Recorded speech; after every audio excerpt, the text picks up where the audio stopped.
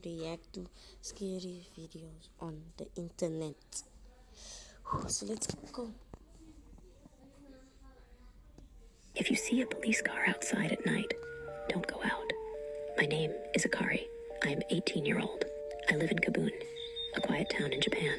One night, a patrol car rolled through our streets, but the driver was Officer Shimizu, a man who died a year ago. Everyone thought it was a miracle. Doors opened. People stepped outside to greet him, but I stayed in. From my window, I saw his face, pale, rotting, eyes glowing red and blue like sirens. His smile was twisted.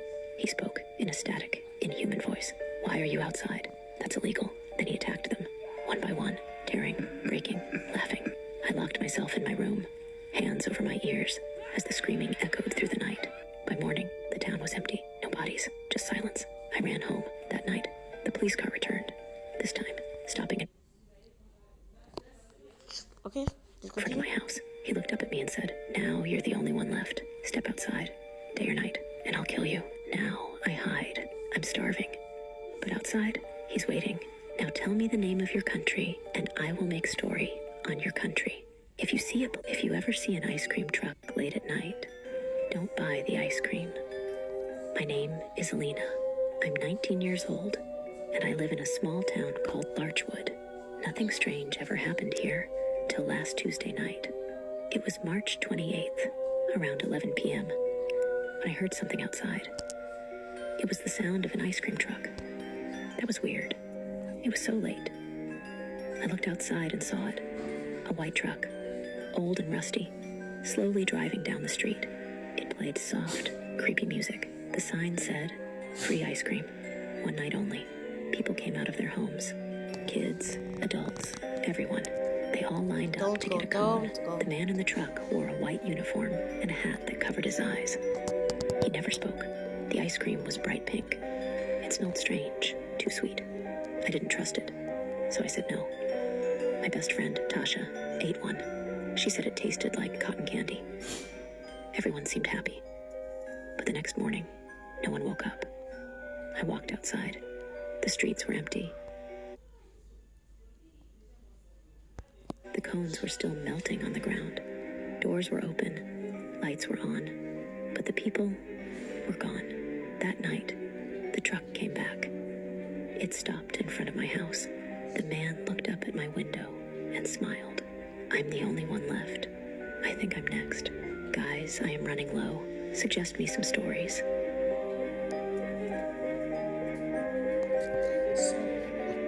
Moral the story, don't come out and do some ice cream truck. This man ran the best hamburger truck in town, but no one knew where he got the meat.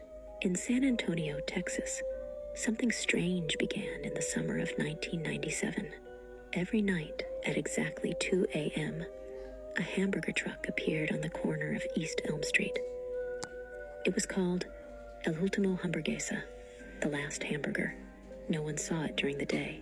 No phone number. No social media. The truck was run by a man named Carlos Mendez. He was always quiet, wearing a stained apron and a blank expression. He never spoke much, just asked for your order. A few people said his hamburgers were the best they'd ever tasted. Warm, juicy, perfectly seasoned. Some customers said the flavor made them feel emotional, like the meat was too real. On August 12th, 1997, a local delivery driver named Derek Mills decided to follow the truck after buying a hamburger. It drove slowly through the city, making no noise, till it topped behind the Bexar County morgue. Carlos got out.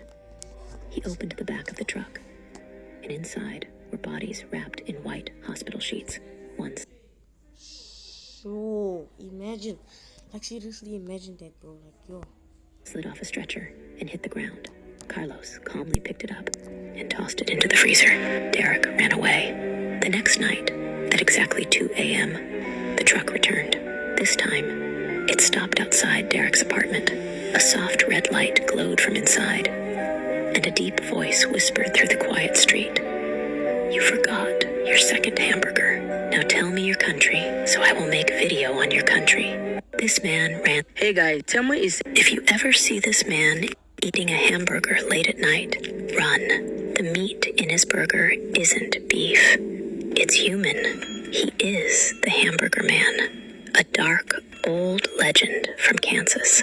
People say that in the 1950s, a quiet farmer lived deep in the woods, far from anyone else. His farm was falling apart, and he was said to be strange, thin, and always watching the trees around his land.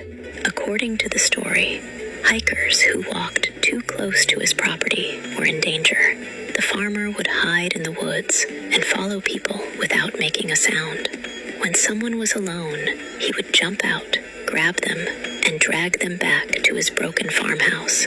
There, he would kill them and grind their bodies into meat, turning them into hamburgers. Some versions of the tale say he kept the meat for himself. Others claim he mixed it with normal beef and sold it in town. And no one knew the truth. Guys, this story is from USA. Comment your country, and I will make a story from there. If you ever see this man if you ever see a taco truck late at night, don't eat the tacos. My name is Harper, and I live in a quiet town called Pine Creek. On April 14th, at about 11:30 p.m., I heard a strange bell outside. I looked out my window and saw a black and gold taco truck rolling slowly down the street. Neon lights flickered along the sides, and it played a soft, eerie melody that made my skin crawl. People started walking out of their houses like they were being pulled by invisible strings. Kids, parents, everyone lined up with empty eyes and excited smiles. The man running the truck wasn't dressed normally. He wore a long red coat, dark gloves. The tacos he handed out were filled with purple meat that smelled sugary and wrong. I refused one. My best friend Riley didn't. She said it tasted like blueberries. Everyone went home laughing, happily eating their tacos. By morning, the town was silent. No one woke up. Every house was empty. That night, the truck returned. It stopped in front of my home. The man in the red coat looked up at my window and whispered, "Now you're the only one left." If you ever see a taco truck did you know that the Serbian dancing lady is said to still haunt the streets of Serbia? In 2024, a man named Milan Vukovic had spent the night at a lively bar, laughing, drinking, and celebrating with friends. After midnight, he decided to walk home.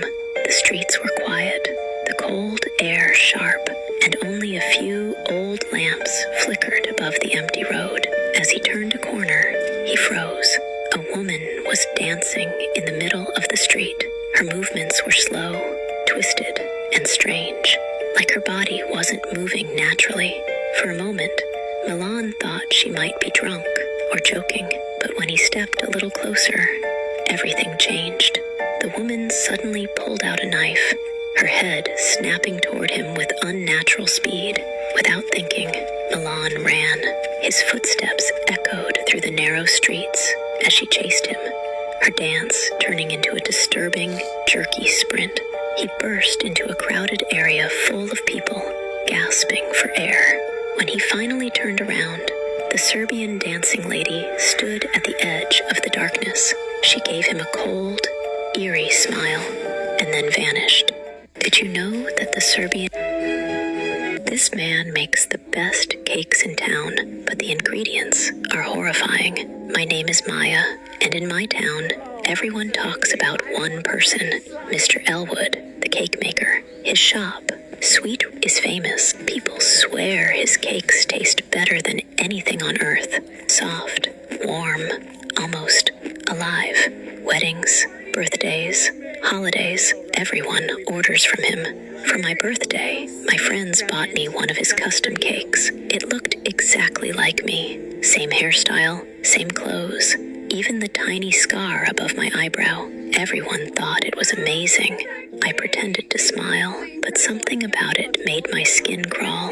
Later that night, the box sitting on my table started giving off a faint heat, like someone breathing inside it. The smell was sweet, but underneath it was something sour. something human. The next morning, I went to Sweet Remnants to ask how he made it. The door was unlocked. Inside, I found Mr. Elwood humming as he prepared another batch, but on the counter weren't baking ingredients. There were strands of hair, scraps of clothing, Polaroid photos, and small jars labeled with people's names. He looked at me and smiled gently. "A cake isn't special," he said, "unless it contains what makes you, you." I ran out before he could say anything else.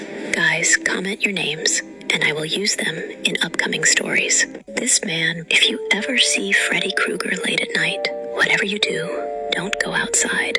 It was Halloween night, and the streets were crowded with adults in costumes, music playing from every direction. Everything felt normal until that rusted, unfamiliar car rolled slowly into town. It stopped without a sound, like it had been expecting us. The door opened, and Freddy Krueger stepped out. I thought it had to be a costume till he dragged those metal claws down the car door, sending a shower of sparks across the pavement. People stared for a second, then someone fired a gun, then another. Multiple shots rang out, echoing off the buildings, but Freddy didn't even flinch. He just laughed, this low, distorted sound that cut through all the noise. Panic exploded instantly. People ran, but he walked after them like he had all the time in the world, slashing anyone who got too close. I ducked into a narrow alley and hid behind a dumpster, barely able to keep my breath steady. From there, I watched him move through the chaos, unstoppable, immune to anything they threw at him. I knew stepping out meant death. Guys, let me know if you want the second part of the story. If you ever... So yeah, guys, yeah, that's dangerous. Not. If this woman offers you tofu while it's raining, never say yes, or you may never stop smiling. In the small coastal town of Mizuhara, Japan, on a cold, rain-soaked evening in November 1994, a 24-year-old woman named Hana Mori was hurrying home from work. She had forgotten her umbrella and was drenched, trembling as she passed a narrow lane near the old Mizuhara shrine. That's when she saw her. A woman in a crimson kimono stood motionless in the downpour, holding a wooden tray stacked neatly with cubes of tofu. "Would you like some tofu, dear?" Her voice was soft. Hana paused. The tofu looked fresh, but something was wrong. The smile never shifted. The woman never blinked, not once. A chill crawled up Hana's spine. She shook her head and stepped back. "No, thank you." The woman didn't reply. She simply turned, drifting into the fog. Her red kimono